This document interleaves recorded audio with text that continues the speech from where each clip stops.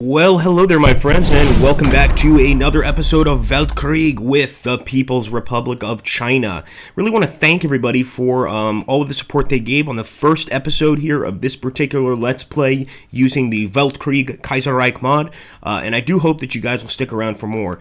Now, somebody had a really interesting request last time, and that was for me to go ahead and do a little worldview of all the new countries and existing countries over here. Now, one of them that I find very interesting is the Sultanate of Turkestan.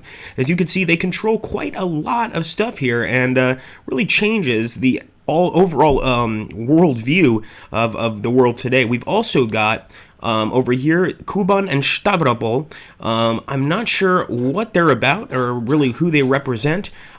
Seems to be kind of north of the Ottoman Empire. Of course, not Turkey in this case. They call themselves the Ottoman Empire, much like the old Ottoman Empire. We've also got the Transcaucasian Republic, a democratic republic here. We've also got, of course, the mighty Ottoman Empire. Probably somebody that will become stronger and stronger as the game progresses. And of course, we've got Nationalist Spain and Republican Spain. And it looks like our friends in Republican Spain, not so sure we're going to be able to assist them in fighting the enemy. We could send some volunteers to try and see if they can possibly get themselves out of this mess, but I'm not really sure how many volunteers we could send overall. I'm going to try to go ahead and drop some of our volunteers here. So click to deploy all units instantly, click to deploy all units instantly, and once again, we're going to continue building units in these areas. I'm hoping we could send these 5, but I'm not sure if 5 is going to be too much, and they're also not very well trained units. Nonetheless, let's go ahead, try to grab all these guys. This is 8 divisions, so I'm going to create a new corps with 8 divisions. We're going to put HOI in control, and I'm going to see if we can send some support to Republican Spain to fight off the fascists. I think it's a bit too late, honestly, but what the hell, we can certainly try. So let's see if 8 divisions, limited by 3. Wow, that kind of sucks. So that's okay, and this will also generate threat to our country. We have to be careful. So let me go ahead and disband this unit. We'll go ahead and get these guys out immediately. Let's just make sure that we unassign. Yes.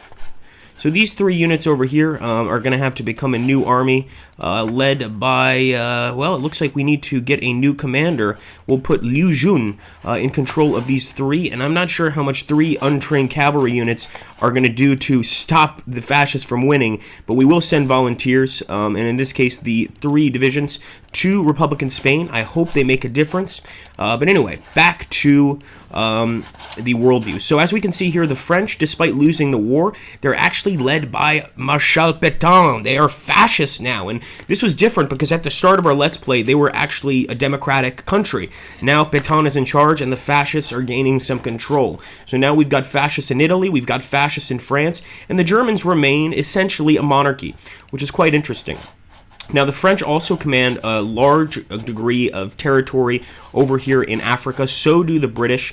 Interestingly enough, the Ethiopians, of course, exist with Haile Selassie, but we can see that the Italians are slowly encroaching on that area and will probably succeed in taking it. And the German Empire has a massive, massive amount of power here in Africa. They even own Madagascar. So quite interesting that these guys are really doing quite well. The South Africans also must be terrified of the Germans at this point, but it is what it is.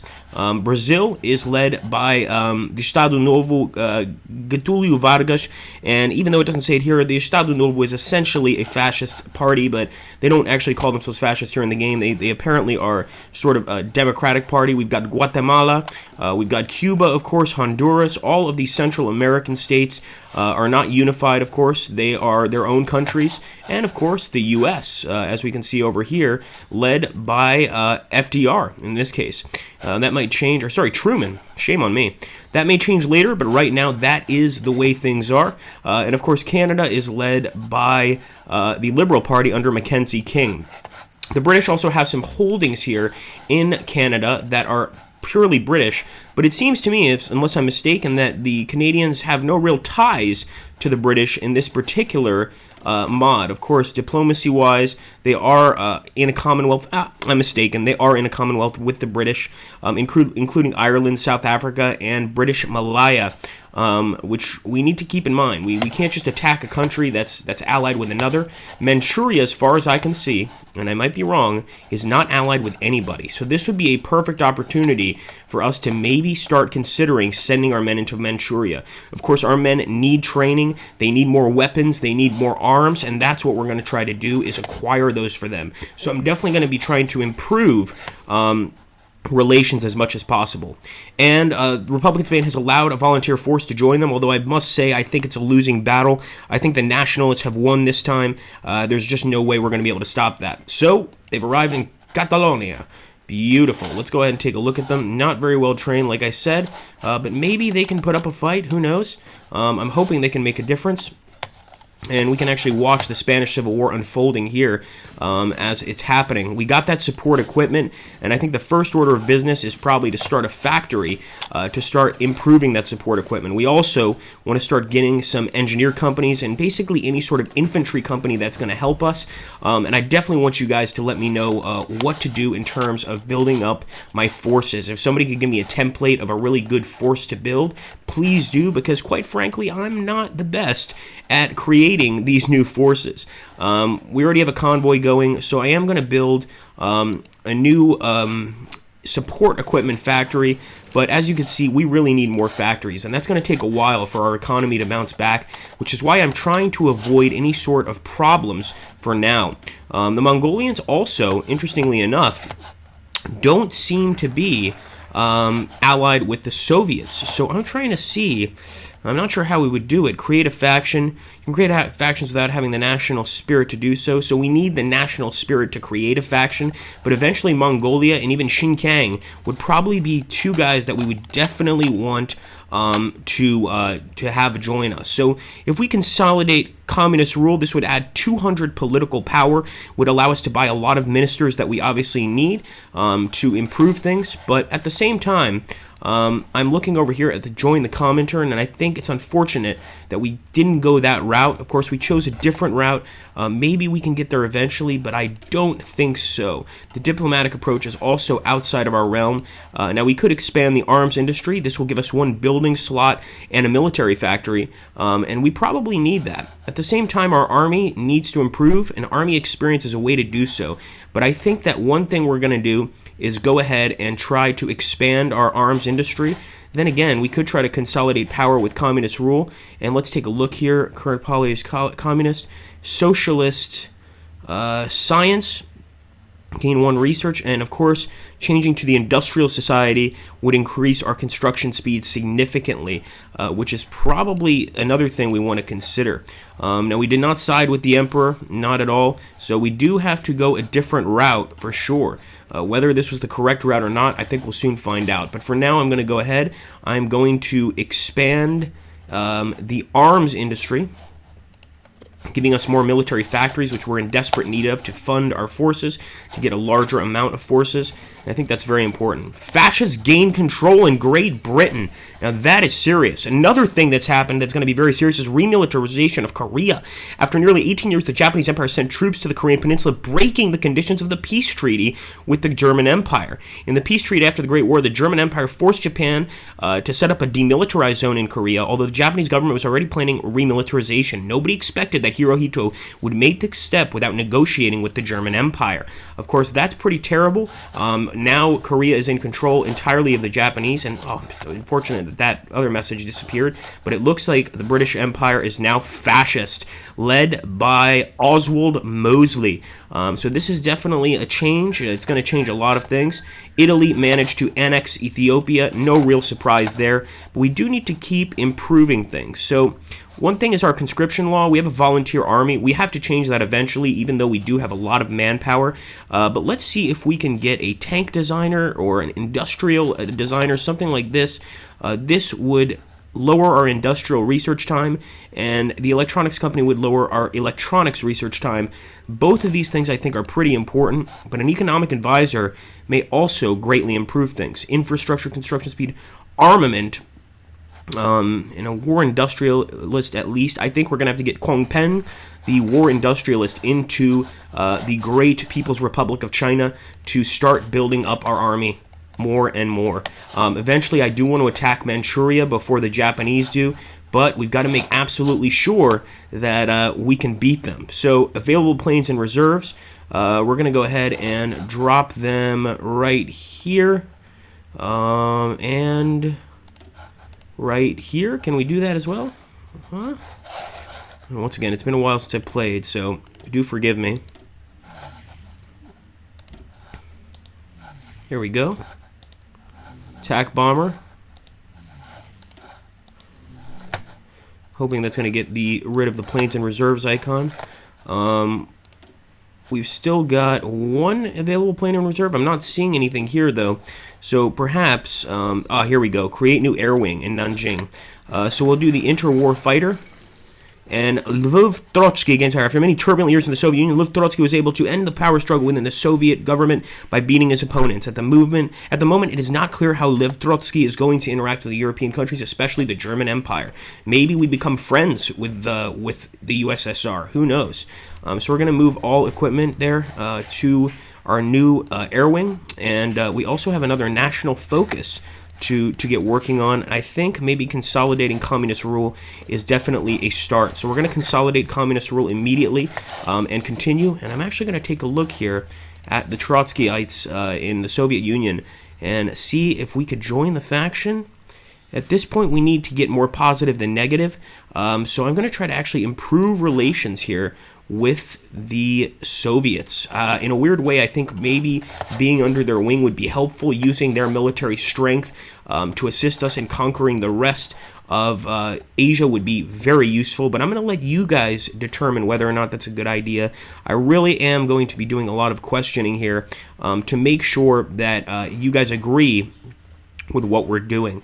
So I'm going to go ahead and do dispersed industry as well, although we should probably focus on improved machine tools. But let's do just one dispersed infantry this time. We'll focus on the machine tools later, and a few more free civilian factories. So why not? We might as well build them. I wonder if we could build just military factories instead.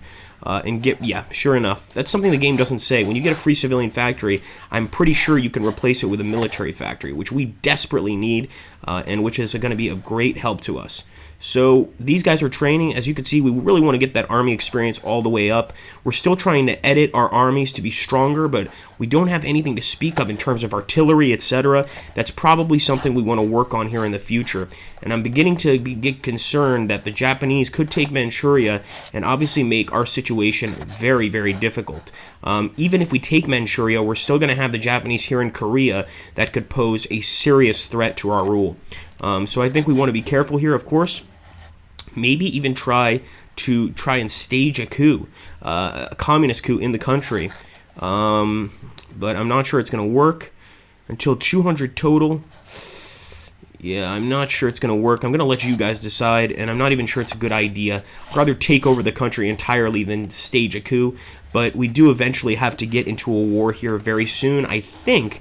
Then again, getting into wars before has not helped us, as you guys probably know. So I'm starting to think that maybe we need to be a little more careful with that. And sure enough, we've consolidated communist rule. We do also have this army right here. I'm going to take these divisions and right-click on an existing army. So we're going to put them... right-click on existing or create a new one, and I'm going to add them over here. So they're going to be part of the army of Husue, and I'm going to have them train, of course. And let's go ahead. National focus indoctrination gains national spirit indoctrination, which grants acceptance of communist diplomacy plus 20 national unity. Oh yeah, we've got to go for that. At the same time, we're sort of ignoring our arms industry while we're doing this, and I'm not sure that's a great idea. Reunite the Chinese Empire is apparently something we can do here. Okay, so current ruling party is not aligned. All the following must be true, etc., etc. The focus will cancel if requirements are not met.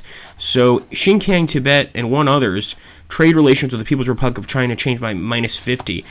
This might start a war. I'm a little concerned about that, and I don't think we're ready for a war. So I'm going to go ahead and go for indoctrination, continue to shore up our government rule, and of course we can modify our government a little bit here and add some things. An aircraft designer would probably be good, but I think a theorist, like a military theorist, adding army experience gain would be even better. So we're going to go ahead and get a military theorist. We still have 196 to spend, maybe a military high command, an infantry expert, increasing our infantry division attack and defense would be very useful as well, since we do plan to eventually attack one of these countries, and we definitely want to be ready for that. So let's hope that that occurs. We also have a few docks which we can create, and I definitely want to start building up our navy.